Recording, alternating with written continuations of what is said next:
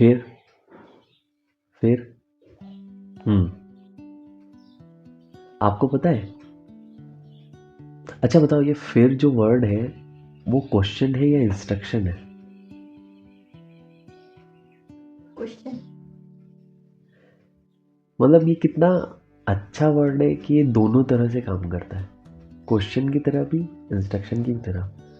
आप किसी की बात सुन रहे हो, फिर बोलते हो, तो एक इंस्ट्रक्शन भी है कि आगे बढ़ो, और ये क्वेश्चन भी है कि फिर क्या हुआ। मतलब कितना सही है ना, है? हाँ। अच्छा पता है,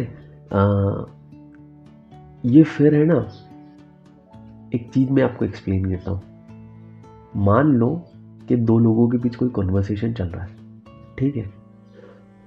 अब वो कॉन्वर्सेशन खत्म हुआ, एक व्यक्ति रूम छोड़ के जाता है, दूसरा व्यक्ति कोई बाहर से है, वो आता है और उस व्यक्ति को जाते हुए देखता है, ठीक है?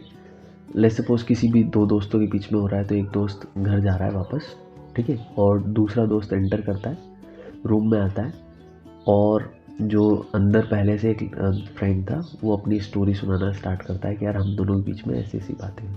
तो जो बाहर से अभी आया है, जिसने पहले वाले दोस्त को जाते हुए देखा है, उसको देखकर वो पूछता है कि फिर फिर क्या हुआ?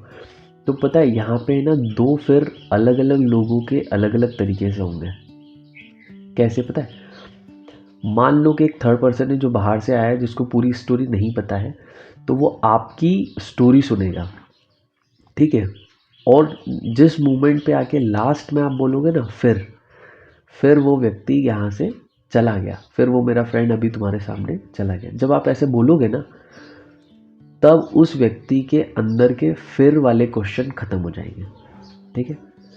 और इसकी जगह मान लो एक दूसरा आदमी है, और वो इस घर में ही है, मान लो वो किसी दूसरे को कमरे में है, बाथरूम में है, कहीं पे भी, या फर्स्ट फ्लोर पे, और वो इस कॉन्वर्सेशन का कुछ कुछ पार्ट सुन रहा था, ठीक है? उसके कानों में ये आवाज़ जा रही थी, और ऐसा होता है कि मान लो उस कॉन्वर्सेशन का कुछ पार्ट उसके लिए मिसिंग हो जाता है। मान लो कि बीच में कोई गाड़ी या किसी हॉर्न की वजह से वो एक कॉन्वर्सेशन मिस हो जाता है कि पहले पर्सन ने क्या कहा और उसके रिप्लाई में दूसरे पर्सन ने क्या कहा, वो मिस कर देता है किसी रीज़न से। कोई गाड़ी का हॉर्न वगैरह आ जाता है, या वो किसी फ़ोन के रिंग की वजह से डिस्टर्ब हो जाता है, वो सुन नहीं पाता उस बात को। या मान लो किसी तरह से वो दो व्यक्ति जो बात कर रहे हैं उसमें से एक व्यक्ति बहुत धीरे धीरे बात कर रहा है, तो उसके पास ये एक अधूरा कन्वर्सेशन है।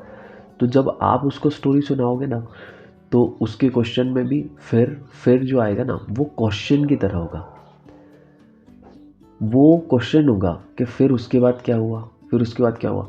जब वो ये फिर बोल रहा है ना, तो वो क्वेश्चन इसलिए है क्योंकि उसके पास भी एक स्टोरी है, एक अधूरी स्टोरी है, और उस अधूरी स्टोरी के गैप में वो आपकी स्टोरी सुनते हुए उस गैप को फिल करने की कोशिश कर रहा है। और जब तक वो स्टोरी को 100% फुल प्रूफ आपकी स्टोरी से, ओरिजिनल स्टोरी से मैच नहीं कर लेता ना, तब तक वो इस स्टोरी में फिर के क्वेश्चन करता रहेगा। मान लो लास्ट में आप आके कहते हो कि फिर वो फ्रेंड मेरा यहाँ से तुम्हारे सामने चला गया, पर आपके हिसाब से आपने स्टोरी पूरी कर दी है, उसके हिसाब से अभी स्टोरी पूरी नहीं हुई है।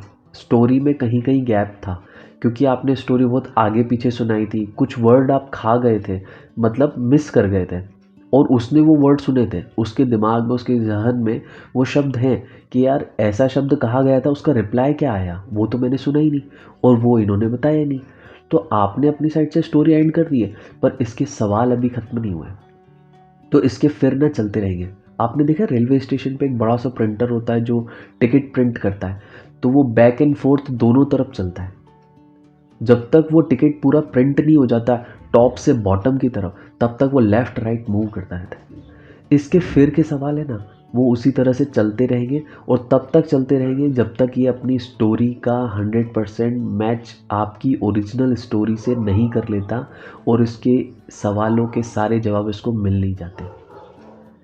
और वहीं दूसरी तरफ ये फिर इंस्ट्रक्शन बन जाता है, जब कोई एक थर्ड पर्सन जिसके पास स्टोरी का कोई भी पार्ट नहीं है, ये स्टोरी इसके लिए बिल्कुल एक फ्रेश स्टोरी है, और वो जब आपसे स्टोरी सुनता है, तो कि इस फिर का मतलब इंस्ट्रक्शन होता है कि अब आप आगे बढ़ सकते हो, ये वाला पार्ट मैंने सुन लिया है, समझ लिया है।